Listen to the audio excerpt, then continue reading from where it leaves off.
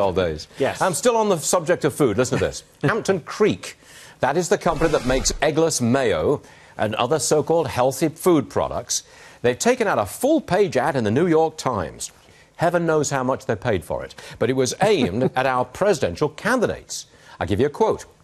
We need to fix how we feed ourselves. Our outdated food system is the thread running through our most important problems, from diabetes and obesity to food deserts to the decline of our family farms. End quote. Josh Tetrick is back. He's the Hampton Creek founder, CEO, and he joins us right now. You've been on this program before, haven't you? I always miss you, Stuart. Yeah, very good, very good.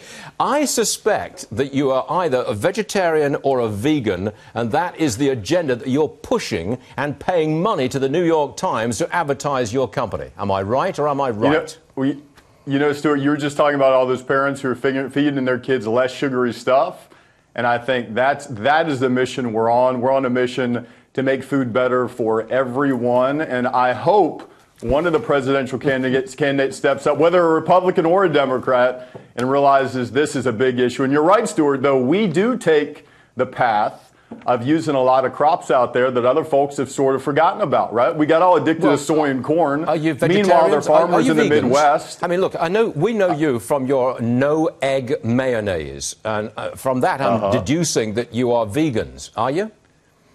Well, you know, so personally, I choose to choose a plant-based way eating, not because of any political reason, but because my family has a history of heart disease now, and I just think it's a little bit best for me.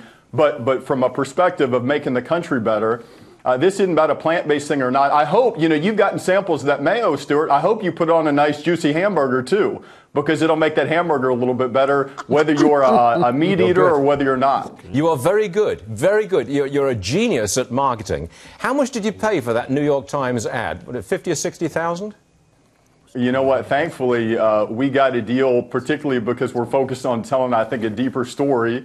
And I think newspapers of all sorts are trying to figure out how they connect a little bit better with people. So thankfully, our good friends in the New York Times and some others gave us an opportunity to tell the story at a heavily discounted price. But Stuart, you're missing the important thing now. The important thing is I watch your show all the time, right? And I hear you guys talk about all these issues, from immigration to healthcare to education to the economy to these sugary snacks. But an issue that doesn't show up in Poland because it's an underlying issue is this issue of food. Whether we're talking about racial relations and the issue of food deserts, whether you're talking about type 2 diabetes and obesity, healthcare, or whether you're talking about supporting farmers now, it impacts the economy. And I think it's an issue we should shine a light on. And again, I hope one of those Republicans, one of those Dems steps up and does something about it. Okay.